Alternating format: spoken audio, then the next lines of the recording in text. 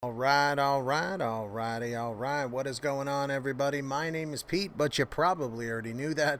But in case you didn't, you guys are watching the one and only Paid to Drive and Pay to Drive Vlogs. That's right, everybody. Day number 1207 coming at you. If you are a delivery driver for apps like GrubHub, DoorDash, Postmates, Uber Eats, or any of the others, you should definitely be subscribed to this channel with all notifications turned on, everybody. That is correct. Hit that red subscribe button down below. And of course, let's see if we can get 200 likes, 200 big ones on this video. So hit that like button down below.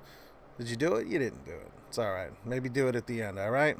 So big shout out to Brian Middleton for sharing this. And he spells his name B-R-Y-O-N. So everybody say thank you to Brian. Seriously, say thank you to him. He's a nice guy. So check this out. Haven't seen this before about fraud. Flushing small business owner takes action against DoorDash over fraud allegation. Flushing small business owner David Liu is sounding the alarm on DoorDash's business practices after the food delivery platform terminated his merchant account for alleged fraudulent activity.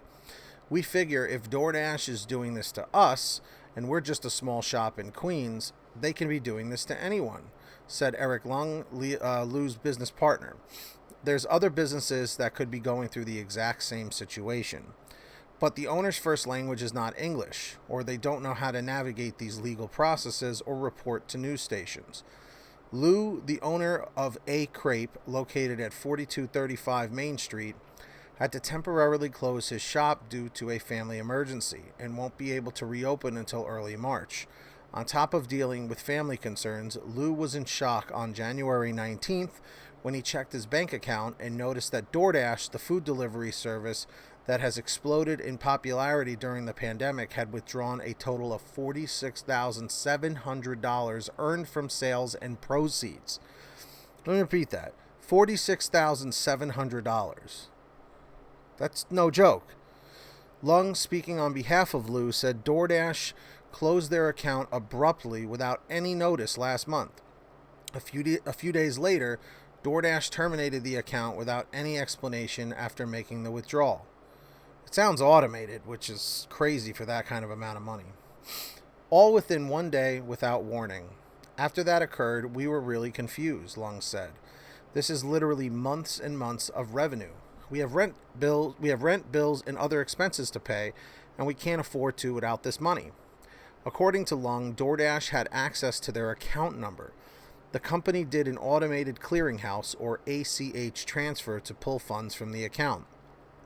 The business partners were able to recover $32,000 after disputing with Bank of America and filled out an affidavit stating that an unauthorized ACH debit transaction. The bank did what they could, Lung said, but could not recover around $14,000. The remaining funds were still withheld by DoorDash. Lung said DoorDash withheld their last week of sales $4,865 under the premise and allegation that its merchant account had committed fraud. The support staff was not truthful or honest when they stated that the payment was sent. We have bank statements that show our sales revenue never arrived, Lung said. When they had contacted DoorDash numerous times through phone calls and emails for an explanation as to why their account was canceled without notice, Lung said a representative had cited fraudulent activity, but didn't provide any further information. In an email sent to A Crepe on January 19th, a DoorDash representative said the only specifics we can provide is that the terms of service have been violated, and through fraud, when that happens, they will not reactivate the store.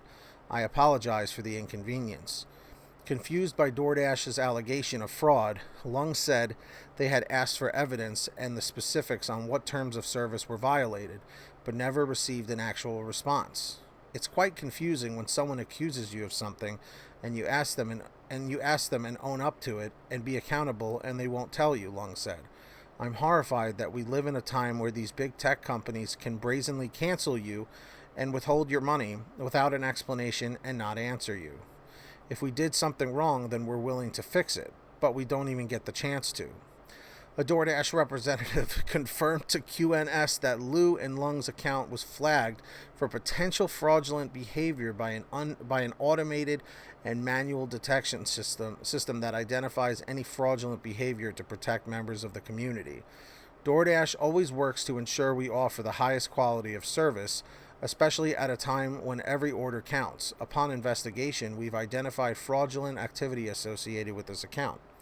We will work with the merchant directly on a solution, and we remain committed to supporting and protecting our community, a DoorDash representative told QNS. Last week, after Lou and Lung appeared on NY1 News explaining their situation, DoorDash had returned about $4,000 from sales and proceeds to the business partners, Lung said.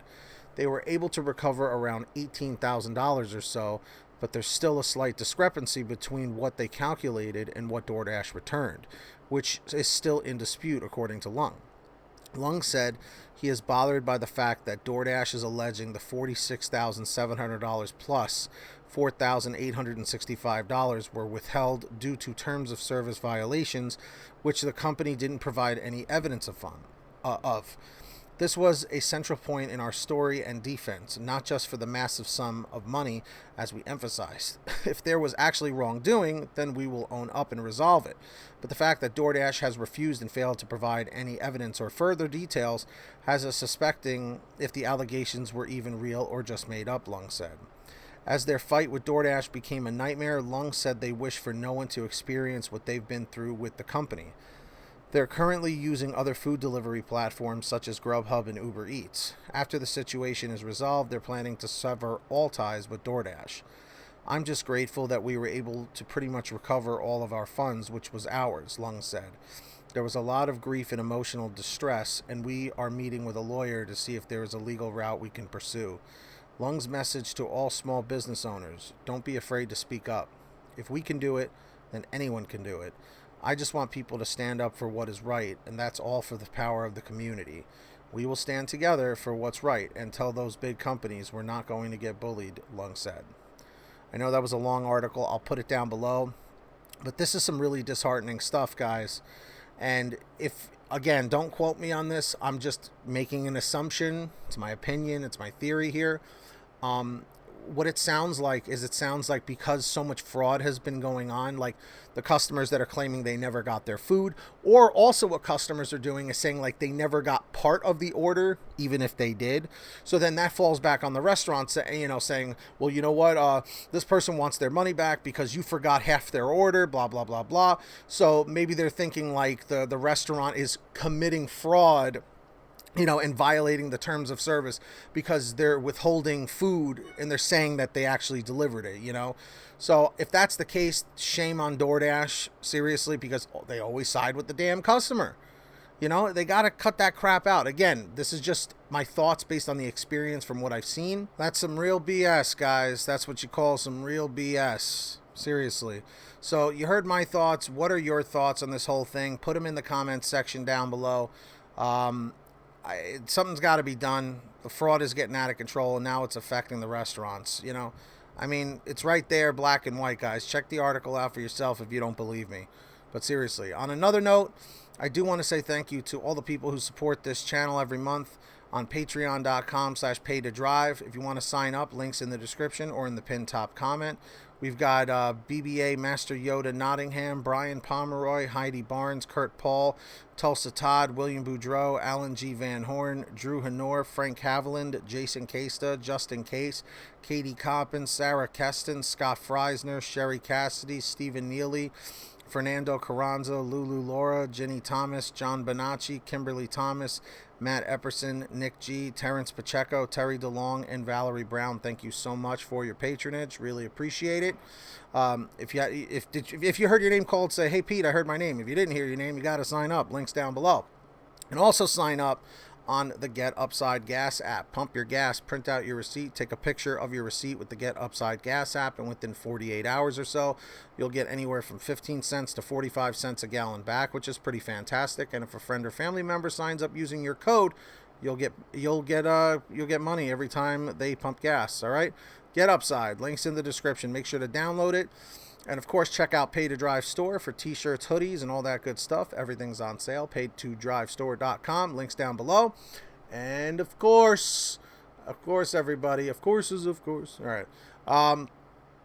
What else? Yeah, that's basically it. If you made it to the end, comment end242, end242. Hit that like if you haven't yet. Subscribe with all notifications on. Until next time, get that money, get that honey. Keep hustling, keep bustling. And we'll see you guys right here next time on Pay to Drive and Pay to Drive Vlogs. Peace out, everybody. We'll see you next time. Later.